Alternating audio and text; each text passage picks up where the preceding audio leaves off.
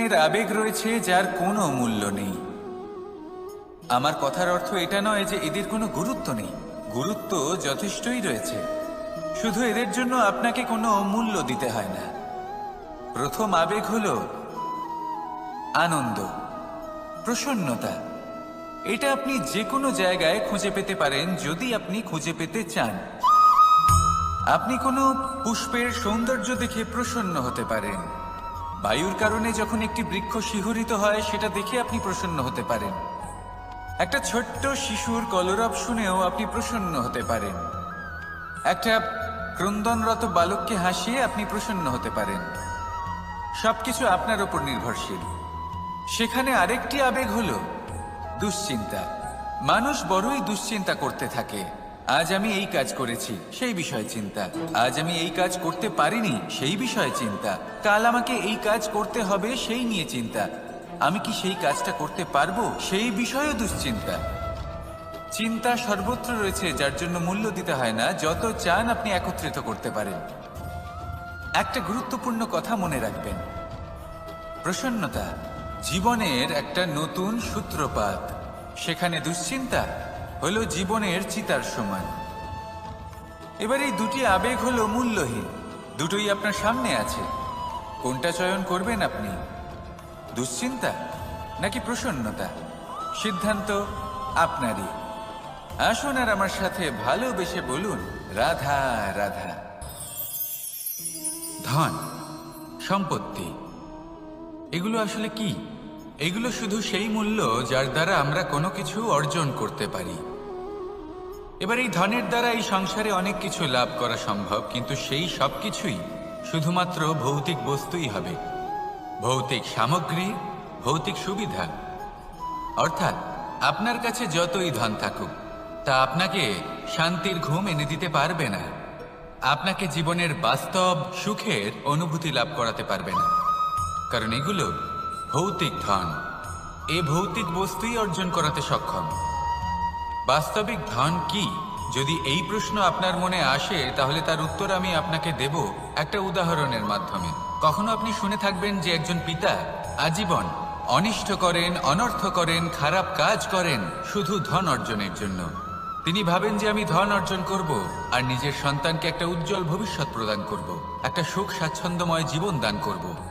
এবার সন্তান যখন জন্ম লাভ করে, তখন সে ভাগ্যের জোরে সেই ধন ভোগ করে। যেরকম সে পায় সেরকমই তার ব্যবহার সে করে। কখনো আপনি এটাও দেখে থাকবেন যে সেই সন্তান সমস্ত ধন নষ্ট করে ফেলে, আর সেই পিতা যিনি সমস্ত ধন সঞ্চয় করেছেন, যিনি সেই ধনের প্রভু, আজ সেই ধনের প্রহরী হয়ে রয়েছেন। এবার এরকম কেন হয়? এরকম তখনই হয় যখন সেই পিতা বুঝতেই পারেন না যে তার জীবনের আসল ধন কি। সেই আসল ধন তার সন্তানকে সে দিতেই পারে না। যদি পিতা তার সন্তানকে কর্মের জ্ঞান দিতে পারেন, উচিত কোনটা অনুচিত কোনটা সেই শিক্ষা দিতে পারেন, সংস্কারের প্রকৃত শিক্ষা দিতে পারেন, তবে সেটা ধনের থেকে অনেক বেশি গুরুত্বপূর্ণ। এটাই হলো জীবনের বাস্তব ধন। আপনি সেই কথা তো অবশ্যই শুনে থাকবেন, কুসন্তান হলে ধন সঞ্চয় করে কি হবে, সুসন্তান হলে ধন সঞ্চয় করে কি হবে। সন্তান যদি কুপুত্র হয় তাহলে সব নষ্ট করে ফেলবে, আর সন্তান যদি সুপুত্র হয় তাহলে ধন থাকুক না থাকুক, সে নিজেই কর্মের পথে অগ্রসর হয়ে ধন অর্জন করবে আর নিজের জন্য এক উজ্জ্বল ভবিষ্যৎ গড়ে তুলবে। তাই সন্তানকে সম্পদ দেওয়ার আগে কর্মের জ্ঞান দান করুন, সুশিক্ষা দিন, কারণ এটাই হলো জীবনের প্রকৃত ধন। আসুন আর আমার সাথে ভালোবেসে বলুন, রাধা রাধা। বিগত দিনের কিছু কথা মনে পড়ে গেল, এক অদ্ভুত ঘটনা যা অমূল্য শিক্ষা দিয়ে যেতে পারে। বিষয় হলো যক্ষের সাথে যুধিষ্ঠিরের কথোপকথন। একবার যক্ষ যুধিষ্ঠিরকে জিজ্ঞেস করলেন, ওনাকে বললেন যে আমার কিছু প্রশ্নের উত্তর যদি আপনি দিতে পারেন, তাহলে আমি আপনার বাকি ভ্রাতাগণকে আবার জীবিত করে তুলব। সেগুলোর মধ্যে খুব গুরুত্বপূর্ণ আর কঠিন একটা প্রশ্ন ছিল, এই সংসারের সব থেকে শ্রেষ্ঠ আশ্চর্য কোনটি? এই প্রশ্ন আমি আপনাকে জিজ্ঞেস করছি। এবার কেউ বলবেন স্বর্ণ দ্বারা নির্মিত লঙ্কা, এটি হলো সংসারের সব থেকে বড় আশ্চর্য। কেউ বলবেন বরফে ঢাকা সেই পর্বত যা আকাশ স্পর্শ করে। কেউ বলবেন সেই সমুদ্র যার গভীরতা মাপা অসম্ভব ব্যাপার। কেউ বলবেন সেই বায়ু যা আমরা দেখতে পাই না, কিন্তু তা আমাদের জীবন দান করে। সংসারের সবথেকে বড় আশ্চর্য কি, সেই প্রশ্নের উত্তর যুধিষ্ঠির দিয়েছিলেন, আর তা ছিল শ্রেষ্ঠ উত্তর এবং উচিত।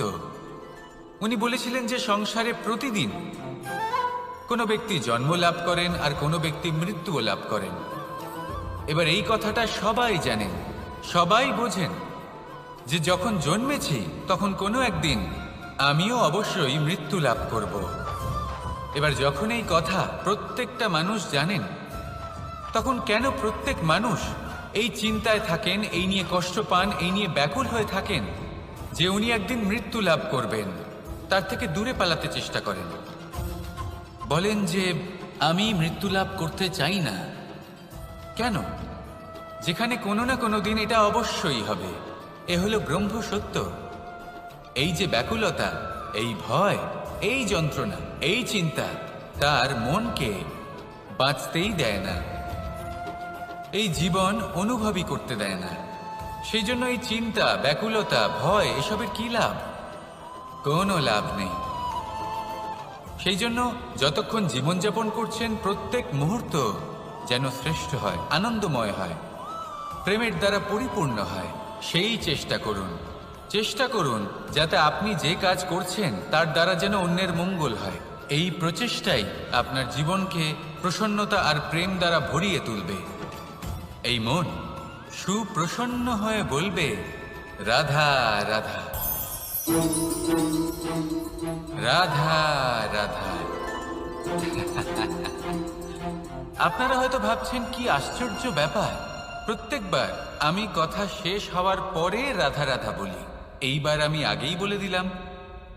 কারণটা কি? কারণ হলো অত্যন্ত বিশেষ। প্রত্যেকবার কথা সমাপ্ত হবার পরে আপনাদের সবার মধ্যে ভালোবাসা বিতরণ করতে চাই, তাই রাধা রাধা বলি। কিন্তু এইবার এই নতুন এবং বিশেষ সূত্রপাতে প্রথমে প্রেম বিতরণ করা অত্যন্ত আবশ্যক। এবার একটা বিষয় আছে যা জানেন হয়তো সকলেই, কিন্তু বুঝতে খুব কম জন পারেন। এই প্রেম, এই আনন্দ, এই সকল কিছুর সূত্রপাত হয় নিঃস্বার্থ আবেগের দ্বারা। ঠিক যেমন একজন মাতাকেই দেখে নিন। যখনই একজন মাতা সন্তানকে জন্ম দেন, তখন এই সংসার ভুলে যায় যে তার জন্য এটা একটা নতুন জন্ম। কারণ একজন নারী তখন একজন মাতৃরূপে নতুনভাবে জন্ম নেন। একজন নারী স্ত্রী ও গৃহবধূ রূপে কিছু অধিকার লাভ করে থাকেন, কিন্তু তিনি যখন মা হয়ে যান তখন তিনি শুধুই দান করতে শেখেন। নিজের সন্তানের জন্য কত কিছুই না করেন, তাকে বাৎসল্যের সাগরে ভাসিয়ে নিয়ে যান। এই সংসারে রাজকুমার জন্ম নিতেই পারেন, তাকে রাম এবং লক্ষ্মণ কিন্তু মায়েরাই বানিয়ে তোলেন। একজন গোয়ালা জন্ম নেয়, তাকে দ্বারকাধীশ একজন মাই বানিয়ে তোলেন। পিতা হলেন সেই পর্বত যার একটা অংশ হলো তার সন্তান, কিন্তু মা হলেন সেই শিল্পী যিনি একটা পাথরকে খোদাই করে এমন এক মূর্তি গড়ে তোলেন যাকে সকলে পূজনীয় মনে করেন। তাহলে স্মরণ করুন সেই সকল মুহূর্ত যেগুলি আপনি নিজের মাতার সাথে অতিবাহিত করেছেন। অনুভব করতে পারবেন যে কিভাবে এক মুহূর্তেই এই মন প্রফুল্ল হয়ে ওঠে। এবারের কারণ কি? এর কারণ হলো এই জীবনের আসল দ্বারই হলো মমতা।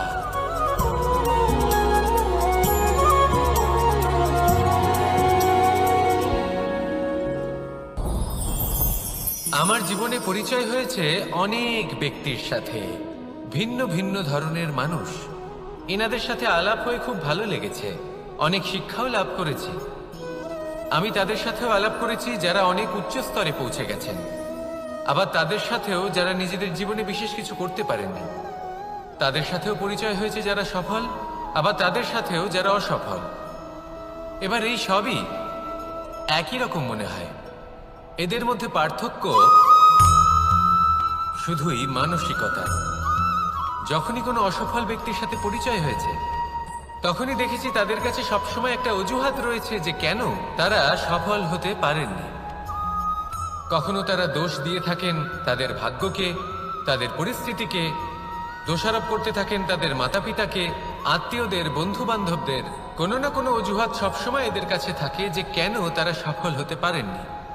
সেখানেই যখন সফল ব্যক্তির সাথে পরিচয় হয়, তাদের কাছে সবসময় একটা কারণ থাকে যে কিভাবে এই সমস্যাগুলির ঊর্ধ্বে উঠে সাফল্য লাভ করা যায়। আর সেই কারণ হলো যে যাই হয়ে যাক না কেন, সাফল্য লাভ করতেই হবে।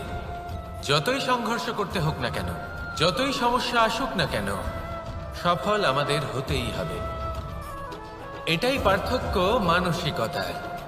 সত্যি কথা বলতে, আপনার আজকের এই মানসিকতা হলো আপনার আগামী ভবিষ্যতের ইমারতের ভিত। এই মানসিকতা যতটা প্রবল হবে, যতটা শুভ হবে, আপনার ভবিষ্যৎ ততটাই বিশাল এবং সুন্দর হবে।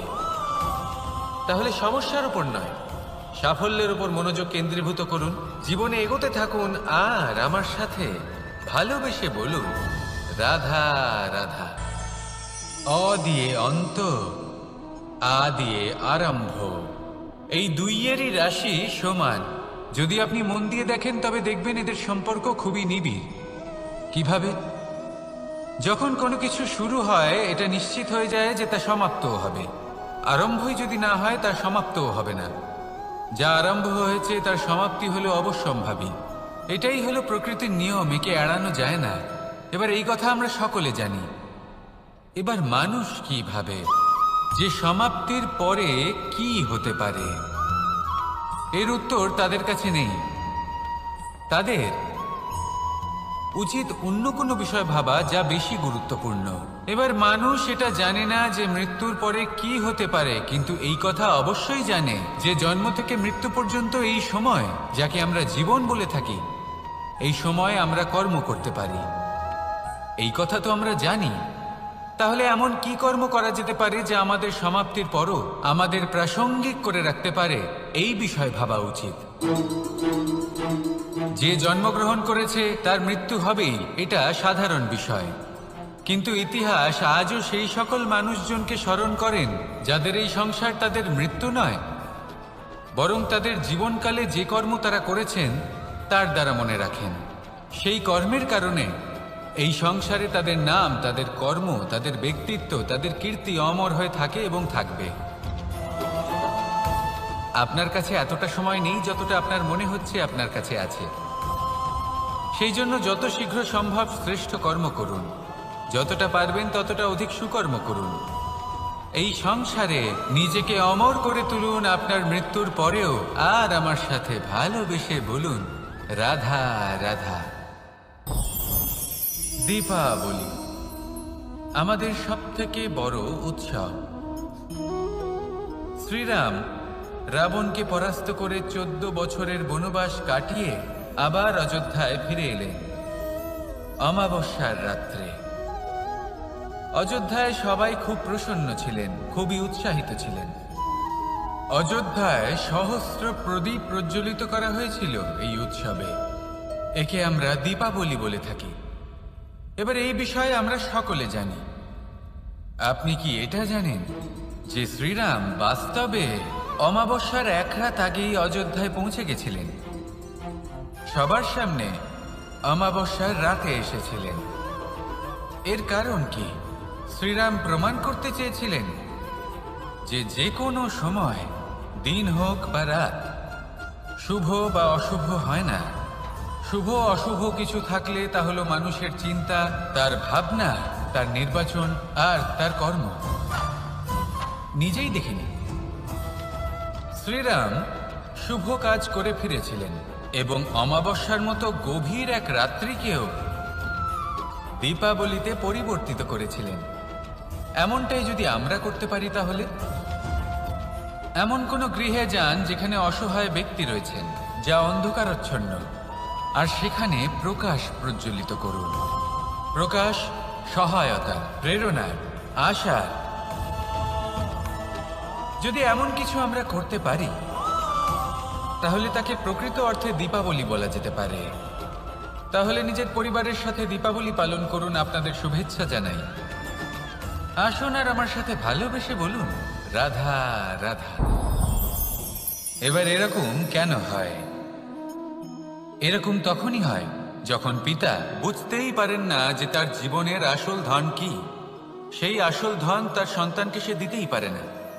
যদি পিতা তার সন্তানকে কর্মের জ্ঞান দিতে পারেন, উচিত কোনটা অনুচিত কোনটা সেই শিক্ষা দিতে পারেন, সংস্কারের প্রকৃত শিক্ষা দিতে পারেন, তবে সেটা ধনের থেকে অনেক বেশি গুরুত্বপূর্ণ। এটাই হলো জীবনের বাস্তব ধন। আপনি সেই কথা তো অবশ্যই শুনে থাকবেন, কুসন্তান হলে ধন সঞ্চয় করে কি হবে, সুসন্তান হলে ধন সঞ্চয় করে কি হবে। সন্তান যদি কুপুত্র হয় তাহলে সব নষ্ট করে ফেলবে, আর সন্তান যদি সুপুত্র হয় তাহলে ধন থাকুক না থাকুক সে নিজেই কর্মের পথে অগ্রসর হয়ে ধন অর্জন করবে আর নিজের জন্য এক উজ্জ্বল ভবিষ্যৎ গড়ে তুলবে। তাই সন্তানকে সম্পদ দেওয়ার আগে কর্মের জ্ঞান দান করুন, সুশিক্ষা প্রদান করুন, কারণ এটাই হলো জীবনের প্রকৃত ধন। আসুন আর আমার সাথে ভালোবেসে বলুন, রাধা রাধা। এই সংসারে সবাই বলেন আমি অর্জুনের মতো হয়ে উঠতে চাই। সবাই চায় যে তারাও যেন অর্জুনের মতো গান্ডীব লাভ করে। তারাও চায় যে তাদেরকেও মহাদেব এসে পশুপতি অস্ত্র দান করবেন। তারাও এটাই চায় মহাভারতের মতো মহাসংগ্রামে বিজয়ী হতে। কিন্তু সবাই ভুলে যান যে অর্জুন যা হতে পেরেছিলেন সবকিছুই অর্জন করেছিলেন। যদি আপনিও অর্জুনের মতো গান্ডীব লাভ করতে চান তবে আপনাকেও তার মতোই শ্রেষ্ঠ কাঠ নির্বাচন করতে হবে। সেই কর্ম আপনাকেই করতে হবে। তার প্রত্যঞ্চা যাতে তীব্র হয় তার জন্য আপনাকে সর্বশ্রেষ্ঠ দড়ি খুঁজে বের করতে হবে। আপনার বাণ যাতে ঘাতক হয় সেই জন্য আপনাকে নতুন নতুন ধাতু খুঁজে বের করতে হবে। সেই শিক্ষা আপনাকে লাভ করতে হবে, তবেই আপনার ইচ্ছে পূর্ণ হবে। অর্জুন হওয়া বড়ই সরল যদি আপনি কিভাবে অর্জন করতে হয় তা জানেন। শুধুমাত্র স্বপ্ন দেখেন যারা, তারা কখনোই অর্জন করতে পারবেন না। কিন্তু যদি কেউ অজ্ঞাতবাস ভোগ করতে পারে, যদি কেউ লাক্ষাগৃহ থেকে পালিয়ে বাঁচতে পারে, যদি কেউ কঠোর তপস্যা করতে পারে, প্রতীক্ষা করতে পারে এবং পরিশ্রমও করতে পারে, তাহলে সে অর্জুন অবশ্যই হয়ে উঠবে। যদি আপনি অর্জুন হয়ে উঠতে চান তাহলে কর্ম করতে শিখুন আর আমার সাথে ভালোবেসে বলুন, রাধা রাধা। পাণ্ডবরা বন থেকে এসেছিলেন। ওনাদের কাছে না কোনো ধন ছিল, না কোনো সম্পদ, না বিদ্যা। নিজের পরিশ্রমের দ্বারা ওনারা বিদ্যা অর্জন করেছিলেন, আর তার দ্বারাই সম্পদ অর্জন করলেন আর ধনও অর্জন করলেন। এই পাণ্ডব ছিলেন অত্যন্ত কুশল এবং শক্তিশালী। যুধিষ্ঠির নিজের পরিশ্রম দ্বারা এমন জ্ঞান অর্জন করেছিলেন যে এই সংসার ওনাকে ধর্মরাজ যুধিষ্ঠির অভিহিত করেছিল।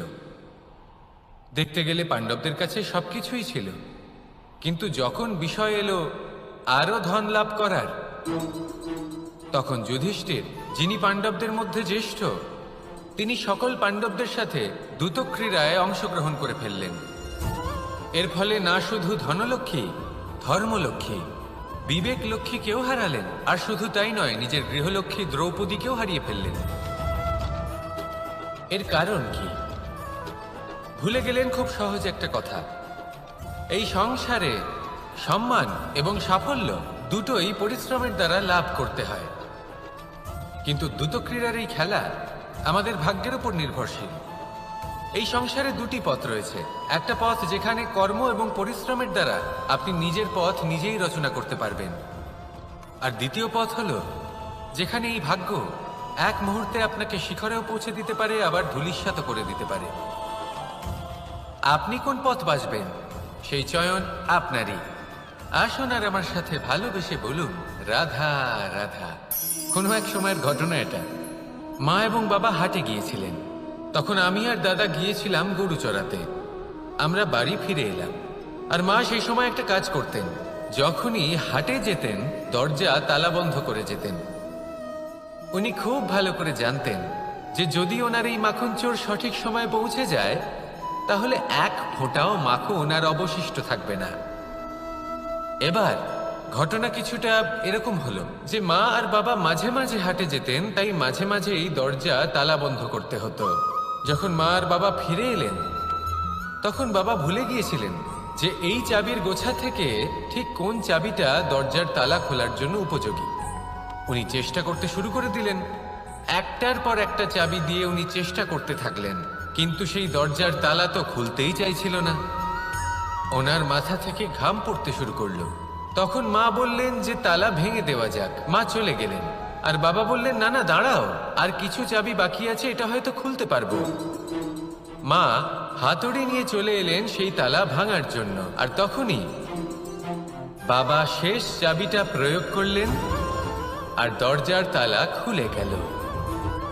যদি উনি চেষ্টা না করতেন তাহলে এই তালাটাও ভেঙে যেত আর চাবিটাও নষ্ট হয়ে যেত, ঠিক কিনা? এবার এই ঘটনাটা আমি দেখেছিলাম, আর আমার মনে হলো যে কখনো কখনো এই চাবির গোছার মধ্যে থেকে শেষ চাবিটাও কিন্তু জীবনের দরজা খুলে দিতে পারে। সেজন্য আপনি যদি জীবনে সাফল্য লাভ করতে চেষ্টা করেন, নিজের লক্ষ্যে পৌঁছতে চান, তাহলে হার মানবেন না। হয়তো দেখবেন আপনার পরবর্তী প্রচেষ্টা বা এই অন্তিম প্রচেষ্টা আপনাকে সাফল্যের পথে নিয়ে গেল। তাই নিরন্তর প্রচেষ্টা করতে থাকুন, জীবনে সাফল্য লাভ করুন, আর আমার সাথে ভালোবেসে বলুন রাধা রাধা। কোনো এক সময়ের কথা, একজন জেলের একটা ছোট্ট পুত্র ছিল। সে ভাবল যে আমি আমার বাবার মতোই মাছ ধরব। তখন সে একটা লাঠি নিল, তাতে দড়ি বাঁধল, আর সেই দড়ির মুখে যে কাঁটা বিঁধে থাকে তাতে চারা ঝুলিয়ে জলে ফেললো আর বসে থাকলো। কিছু সময় পরে জলে একটি তরঙ্গ দেখা গেল। ও বুঝতে পারলো খুব বড় একটা মাছ ফাঁদে পড়েছে। ও বল প্রয়োগ করলো, সেটা টানার চেষ্টা করলো। মাছও বল প্রয়োগ করলো, আর শেষে যেটা হলো সেই দড়ি ছিঁড়ে গেল আর মাছ বেঁচে পালিয়ে গেল। দেখুন, ও অনেক চেষ্টা করলো কিন্তু অসফল হলো। কখনো অধিক বল প্রয়োগ করলো, আবার কখনো কম বল, কিন্তু কিছুতেই সফল হলো না। ও পঞ্চমবার প্রচেষ্টা করলো, না বেশি বল প্রয়োগ করলো না কম, ততটাই বল প্রয়োগ করলো যতটা পর্যাপ্ত, ঠিক ততটাই বল যতটা বল সেই মাছ প্রয়োগ করলো। আর শেষ পর্যন্ত জীবনে প্রথমবার ও মাছ ধরতে সফল হলো। এবার এই কথার সারমর্ম কি? ভারসাম্য। এটাই হলো জীবনের সবথেকে বড় নিয়ম। আমাদের সবার জীবনে সমস্যা রয়েছে, কখনো মন দিয়ে ভেবে দেখবেন। জীবনে যদি কোনো ক্ষুদ্র সমস্যা বা ছোট সমস্যা থাকে আর সেটা সমাধান করার জন্য আপনি বেশি চেষ্টা করছেন, তাহলে তার দ্বারা সমাধান হয় না, বরং আরো বিপদ বেড়ে যায়। যখন কোনো বড় সমস্যা থাকে আর আপনি কম চেষ্টা করতে থাকেন, তখন সমাধান হয় না, তা চলতেই থাকে। শুধু এটাই হলো ব্যাপার। জীবনের সমস্ত সমস্যার একটা ভারসাম্য বজায় রাখা, যদি এটা আপনি শিখে ফেলতে পারেন, জীবনটা আপনার হাতের মুঠোয় থাকবে। আসুন আমার সাথে ভালোবেসে বলুন রাধা রাধা। আপনি কখনো কোনো বাজকে নিজের বাসা বানাতে দেখেছেন? এই বাজ যখনই কোনো বাসা বানায় তখন উঁচু গাছের ডালে বা কোনো পর্বতের শিখরে বাসা বানায়, অনেক উচ্চতায়, আর সেখানে তার সন্তানও জন্মগ্রহণ করে। যখন এই সন্তানেরা জন্মায় তখন এই বাজ খুবই ভালোবেসে এবং খুব সাবধানে এদের পালন পোষণ করে। নিজের ঠোঁট দিয়ে তাদের ঠোঁটে খাবার পরিবেশন করে। কিন্তু যেই সেই সন্তানেরা হৃষ্টপুষ্ট হয়ে যায় এবং সেই কথা বাজ নিজে বুঝতে পেরে যায়, সেই বাজ নিজেই সেই বাসা ছিন্ন ভিন্ন করে দেয়। সেই সন্তান যাদের সবেমাত্র ডানা গজিয়েছে, কিভাবে উঠতে হয় তারা জানে না, সেই সন্তানগুলিকে উচ্চতা থেকে ঠেলে দেয়। সেই সন্তান প্রথমে ভয়ভীত হয়ে যায়। তারা সামনে মৃত্যুকে দেখতে পেয়ে ভয়ের কারণে তাদের ডানা ঝাপটাতে থাকে, আর সেই প্রক্রিয়াতেই সেই সন্তানগুলি উড়তে শুরু করে দেয়। এবার এই ঘটনায় আমরা কি শিক্ষা পেতে পারি? এটাই, যদি আপনি মাতা পিতা হন তাহলে নিজের সন্তানকে অবশ্যই স্নেহ করুন, কিন্তু তাদেরকে নিজের আঁচলের তলায় বেঁধে রাখবেন না। যদি আপনি চান আপনার সন্তান জীবনে উন্নতি করুক, তাহলে নিজের মুঠো থেকে তাদের স্বতন্ত্র করে দিন। এই সংসারে সংঘর্ষ করতে দিন। সেই সন্তান নিজেই বুঝতে পারবে যে জন্মের সময় পাওয়া ডানা কি করে ব্যবহার করতে হয়। আর আপনার চোখের সামনে আপনার সন্তান এই আকাশে উড়তে থাকবে। তাহলে আসুন আমার সাথে ভালোবেসে বলুন, রাধা রাধা। কখনো কোনো চাতককে দেখেছেন? একটা চাতক বর্ষার জন্য অপেক্ষা করে, সেই বর্ষার জলে নিজের তৃষ্ণা নিবারণ করে, নয়তো সারা বছর তৃষ্ণার্ত থেকে যায়। ও আকাশের দিকে তাকিয়ে থাকে আর অপেক্ষা করে যে কবে বর্ষা হবে আর কবে আমি আমার তৃষ্ণা নিবারণ করব। সেখানে অন্যদিকে একটি কাক বা একটা পায়রা, এরা কি করে? যেখানে জল পায় পান করে নেয়, যেখানে খাবার পায় খেয়ে নেয়, আত্মীয় স্বজন বন্ধু বান্ধব যাকেই পায় তার সাথে সময় কাটায়, খাবার খায় আর চলে যায়। এবার এদের মধ্যে মিল কোথায় আর পার্থক্য কোথায়? দুজনের কাছেই ডানা রয়েছে, দুজনেই উড়তে পারে। এই আকাশ হলো ওদের, খাবারের দানা ওদের। পার্থক্য হলো তাদের অভিলাষায়, পার্থক্য হলো তাদের আকাঙ্ক্ষায়, পার্থক্য জীবন যাপনের ধরনের। এবার যত বেশি আকাঙ্ক্ষা থাকবে, যত দামি জীবন যাপন করার ইচ্ছে থাকবে, তত বেশি কষ্ট আপনাকে সহ্য করতে হবে। আবার অন্যদিকে জীবন যত সরল হবে, জীবন যাপন যত সরল হবে, সমস্যা ততটাই কম হবে। তাই সবসময় চেষ্টা করবেন আপনার মানসিকতা এবং আপনার জীবন যেন সরল হয়। ভালোবাসতে থাকুন। যদি কেউ আপনাকে ভালোবাসে, তাকেও আপনি ভালোবাসা ফিরিয়ে দিন। তাদের সাথে কথা বলুন, কিছু তাদের কথা শুনুন, কিছু নিজের কথা বলুন। দেখবেন সকল তাপ উত্তাপ দূর হয়ে গেছে। এটাই তো হলো জীবনের সারমর্ম। তাই প্রেমে থাকুন, ভালোবাসুন, আর ভালোবেসে আমার সাথে বলুন, রাধা রাধা।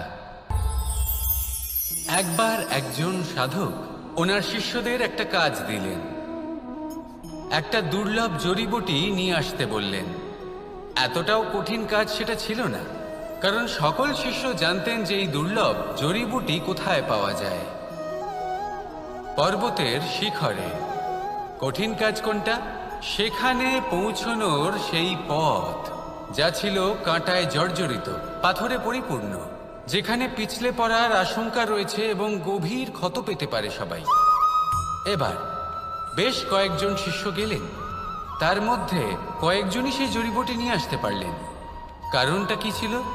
কিছু শিষ্যের মনোযোগ ছিল শুধুমাত্র লক্ষ্যের দিকে, অর্থাৎ পর্বতের সেই শিখরে। কিছু শিষ্যের মনোযোগ ছিল পথের এই সংকটগুলির ওপর। কিছুজন নিজের সমস্ত মনোযোগ, সমস্ত শক্তি কেন্দ্রীভূত করলেন শুধুমাত্র লক্ষ্যের দিকে। বাকিরা মনোনিবেশ করলেন এই সংকটের থেকে নিজেকে বাঁচাতে। কিন্তু যাদের মনোযোগ শুধু লক্ষ্যের দিকে ছিল, শুধু তারাই জড়িবুটি নিয়ে আসতে পারলেন। কারণ কি ছিল? একটা সহজ ব্যাপার যা আমাদের বুঝতে হবে। আমরা যদি লক্ষ্যে পৌঁছতে চাই, তাহলে বিপদের সম্মুখীন তো আমাদের হতেই হবে, আর কোনো বিকল্প নেই। যন্ত্রণাও হবে, পায়ে কাঁটাও হয়তো ফুটতে পারে, হয়তো পড়েও যেতে পারেন, হয়তো রক্তপাতও হতে পারে। কিন্তু তার সাথেই সাফল্য অর্জনের যে আনন্দ, সেটাও পাওয়া যায়। সেই জন্য নিজের মনোযোগ সবসময় লক্ষ্যের দিকে রাখুন, পথের সেই বিপদগুলির দিকে নয়। সত্যি কথা বলতে, এই বিপদ এটা কিছুক্ষণের, আজ আছে কাল নাও থাকতে পারে। কিন্তু যদি লক্ষ্যকে প্রাপ্ত করতে পারেন, তাহলে তার আনন্দ আপনার সাথে সারা জীবন রয়ে যাবে। তাহলে লক্ষ্য প্রাপ্ত করুন আর আমার সাথে ভালোবেসে বলুন, রাধা রাধা। আমরা কখন উচিত কাজ করি, কখন অনুচিত কাজ করি, কখন পুণ্য করি আর কখন পাপ করি, কখন ন্যায়ের পথে চলি আবার কখন অন্যায়ের পথে চলি, তা দুজন ব্যক্তি বুঝতে পারেন, পরমাত্মা আর অন্তরাত্মা। এবার প্রত্যেক মুহূর্তে কি হয় পরমাত্মা সবই জানেন, কার কাছে কিছুই গোপন নয়। কিন্তু প্রত্যেক মুহূর্তে আপনার কি করা উচিত সেটা উনি এসে আপনাকে বলতে পারবেন না। সেই জন্য আমাদের ভেতরে